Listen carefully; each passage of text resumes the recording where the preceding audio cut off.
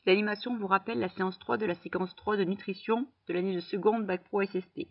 Elle peut être visionnée autant de fois que nécessaire pour vérifier vos acquis et compléter. On va parler de l'eau.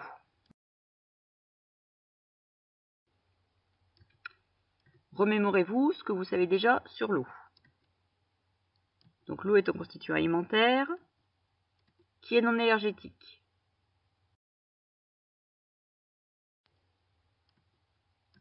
Vous savez aussi que l'eau couvre les besoins plastiques et fonctionnels.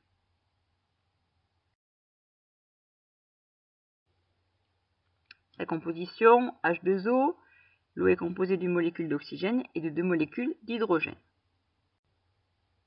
Ses rôles, donc plastique, elle entre dans la constitution de nos milliards de cellules, elle est présente dans les différents liquides de notre corps.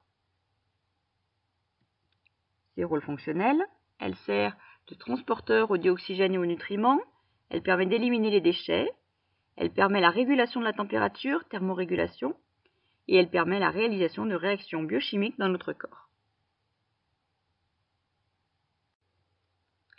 Ces quantités dans l'organisme, l'eau représente 66% de notre corps.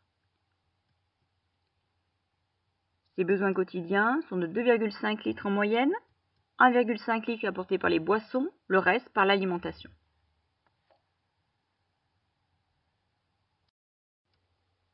Les pertes d'eau, on perd de l'eau par l'excrétion, l'urine et les selles, la transpiration et la respiration. Le trouble observé en cas de carence, c'est-à-dire de manque d'eau, c'est la déshydratation.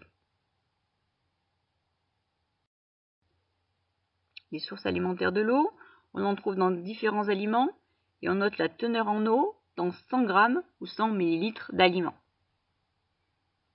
Donc il y a beaucoup d'eau dans la tomate, dans la salade, très peu d'eau dans le riz, les céréales en général, le beurre.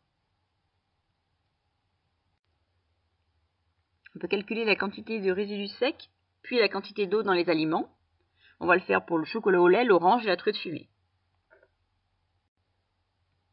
Alors pour le chocolat au lait,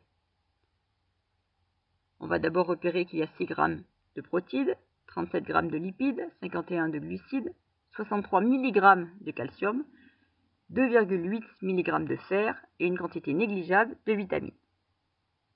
On ajoute tout ça et on observe que la quantité de résidus secs du chocolat au lait est de 94,06, donc 0,7 g.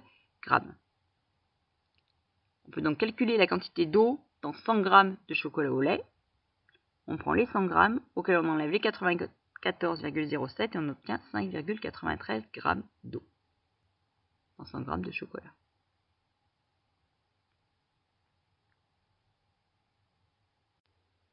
On va faire de même avec l'orange.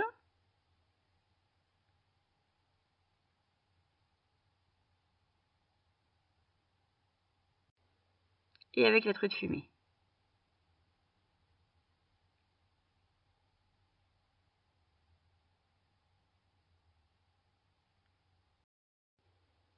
Je vous propose un petit exercice d'application. On va calculer la quantité d'eau présente dans 100 g de la préparation pour boisson suivante.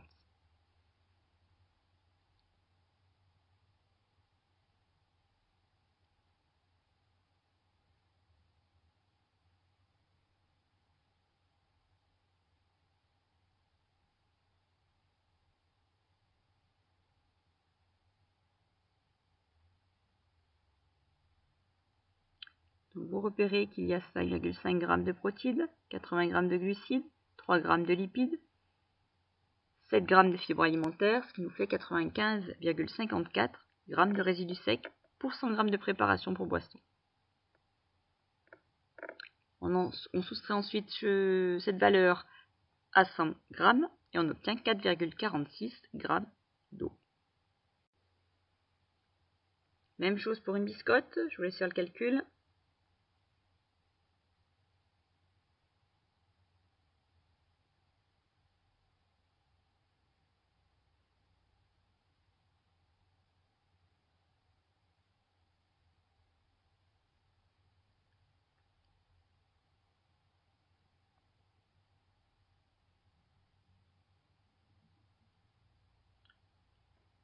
on observe qu'il y a 4,38 g d'eau dans la biscotte.